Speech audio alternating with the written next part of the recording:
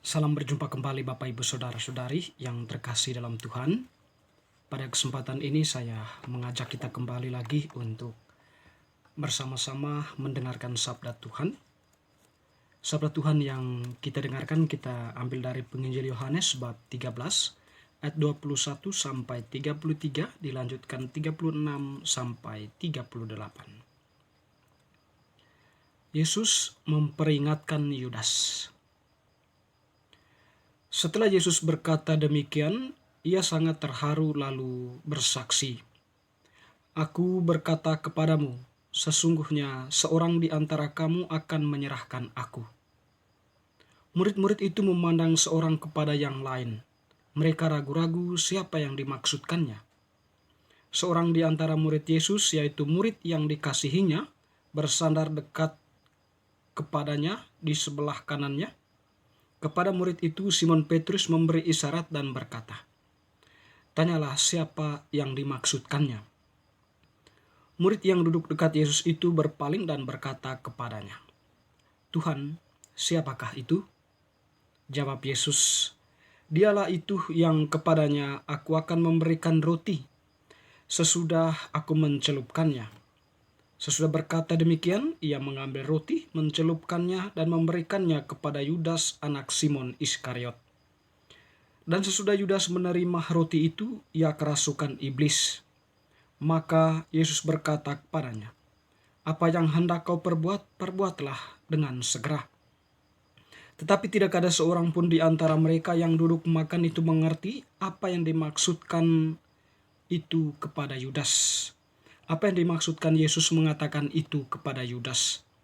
Karena Yudas memegang kas, ada yang menyangka bahwa Yesus menyuruh dia membeli apa-apa yang perlu untuk perayaan itu, atau memberi apa-apa kepada orang miskin.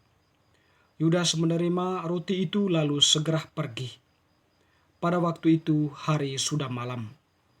Sesudah Yudas pergi berkatalah Yesus, "Sekarang anak manusia dipermuliakan dan Allah dipermuliakan di dalam dia. Jikalau Allah dipermuliakan di dalam dia, Allah akan mempermuliakan dia juga di dalam dirinya, dan akan mempermuliakan dia dengan segera.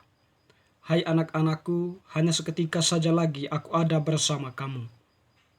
Kamu akan mencari aku, dan seperti yang telah kukatakan kepada orang-orang Yahudi, ke tempat aku pergi tidak mungkin kamu datang. Demikian pula aku mengatakannya sekarang juga kepadamu." Simon Petrus berkata kepada Yesus, "Tuhan, kemanakah engkau pergi?" Jawab Yesus, "Ke tempat aku pergi engkau tidak dapat mengikuti aku sekarang, tetapi kelak engkau akan mengikuti aku." Kata Petrus kepadanya, "Tuhan, mengapa aku tidak dapat mengikuti engkau sekarang? Aku akan memberikan nyawaku bagimu." Jawab Yesus, Nyawamu akan kau berikan bagiku? Sesungguhnya aku berkata kepadamu, sebelum ayam berkokok, engkau telah menyangkal aku 3 kali." Demikianlah Injil Tuhan, terpujilah Kristus.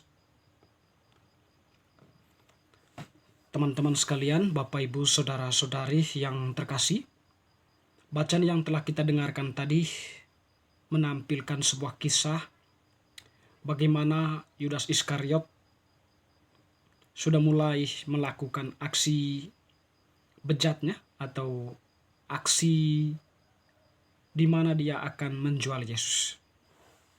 Tetapi sekaligus di sana ditampilkan suatu pesan bahwa apa yang akan terjadi dengan Yesus akan terjadi pula dengan para murid Yesus ketika dia sudah mengalami kebangkitan dan mencurahkan roh kebenaran atau Roh Kudus kepada para muridnya.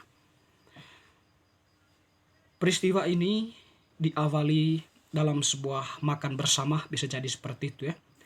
Tuhan mengatakan kepada para muridnya bahwa akan ada seorang yang akan menyerahkan aku ke dalam tangan orang-orang berdosa, atau ke dalam tangan-tangan orang yang membenci Yesus. Sebenarnya Yesus mau mengatakan bahwa di antara kalian itu seorang itu adalah Yudas Iskariot.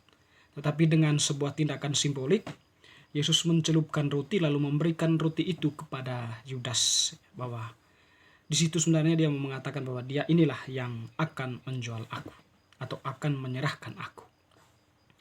Bapak Ibu Saudara-saudari yang terkasih, kalau kita memahami lebih jauh dari sebuah tindakan atau tindakan yang dilakukan oleh Yudas Iskariot itu, sebenarnya saat itu dia sedang menginjak-injak kebenaran. Dia mengagungkan kejahatan yang dalam sikap dan perbuatan Yudas Iskariot bahwa dia mengagung-agungkan materi dengan menghalalkan segala cara. Dia menjual Yesus demi uang, demi harta dunia ini, tanpa memikirkan konsekuensi yang terjadi di balik tindakan kejahatan yang telah dilakukannya. Tetapi sekaligus di sini Tuhan menunjukkan kepada kita bagaimana seharusnya menjadi seorang pengikut Tuhan. Bahwa Simon Petrus ya dengan bahasanya tadi, Tuhan aku mau mengikuti aku, engkau kemanapun engkau pergi, mengapa tidak sekarang? Jadi di sini ada semangat kerasulan dari Petrus ya, tetapi memang saat itu Tuhan sendiri mengatakan bahwa saatnya nanti engkau akan mengikuti aku, karena memang Yesus melihat dalam diri Petrus itu ya masih belum stabil ya, bahwa dalam diri dia itu masih ada pertanyaan-pertanyaan antara mengikuti Yesus dengan setia dan ada sebuah ketakutan atau penyangkalan di dalam dirinya akan keberadaan Yesus ya, di mana dalam bacaan lain kita mendengar ya sebelum ayam berkokok Petrus sudah menyangkal Yesus sebanyak 3 kali. Tapi pesan yang menarik untuk kita dari bacaan yang telah kita dengarkan teman-teman, sahabat-sahabat, Bapak Ibu adalah posisi kejahatan ya dan atas kebenaran. Terkadang bahwa kita manusia ini ya cenderung melihat materi dunia ini ya sebagai sesuatu yang perlu diagungkan. Karena dengan materi itu kita akan mengalami sukacita, kita akan bisa membeli segala sesuatu yang kita perlukan, atau kita bisa memenuhi dengan materi yang kita punya ya untuk menikmati kehidupan itu. Tetapi pesan yang sangat menohok atau yang menusuk kita bahwa tidak dilarang bahwa kita mempunyai materi, tidak dilarang kita mempunyai banyak uang, tetapi cara yang kita lakukan untuk memperoleh semua itu, itulah yang setidaknya yang dengan cara-cara yang tidak halal menuntun kita pada sebuah tindakan menginjak-injak kebenaran ya. Seperti Yudas Iskariot ya, yang dengan segala cara dia melakukan tindakan kejahatan hanya demi harta. Mungkin saja dalam kehidupan kita pribadi ya, terkadang kita melakukan segala cara hanya untuk memperoleh harta, memperoleh uang ya. Ya walaupun bahwa cara yang kita lakukan itu tidak manusiawi atau tidak menunjukkan adanya sebuah keadilan, adanya sebuah sikap tanggung jawab dan sebagainya ya. Tetapi kita melakukan itu hanya demi harta. Bisa saja seperti itu ya. Di situ sadar tidak sadar kita sedang terjebak di dalam sebuah tawaran dunia, tawaran kenikmatan dunia yang berorientasi pada kejahatan. Tuhan mengajak kita untuk menjadi murid yang setia di dalam atau di tengah tantangan-tantangan kehidupan, secara khusus tawaran-tawaran dunia yang memikat, yang mengilaukan mata kita untuk memilikinya. Tetapi cara kita untuk memperolehnya harus melalui jalan yang buntu atau jalan yang tidak halal. Tuhan mengkritik kita untuk tidak berada pada posisi itu, tetapi tetap kita berada pada posisi kemuritan kita sebagai orang yang mencintai kebenaran. Tuhan menghendaki kebenaran. Jadi ketika kita mencintai kebenaran, pada saat itu kita sedang menjalankan apa yang menjadi kehendak Allah. Bacaan atau masa prapaskah ini atau masa momen suci ini ya, kita diajak lebih dalam untuk bisa mencintai kebenaran ya, untuk mencintai apa yang menjadi kehendak Allah. Kita mengagungkan kebenaran dan mencoba untuk menjauhkan kejahatan.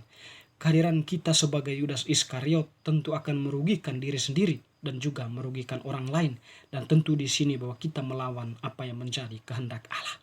Kita dikatakan sebagai orang yang telah dibaptis pengikut Tuhan, tetapi tindakan dan perbuatan kita tidak menunjukkan diri sebagai orang yang menjadi bagian dari Tuhan atau menjadi orang yang telah dibaptis, yang seyogianya kita diutus untuk menjadi duta kebenaran di tengah kehidupan ini. Semoga bacaan hari ini meneguhkan iman kita untuk setia kepada Tuhan, melakukan apa yang menjadi kehendaknya, yaitu mewartakan kebenaran memuji kebenaran, mengagungkan kebenaran di atas segala-galanya. Semoga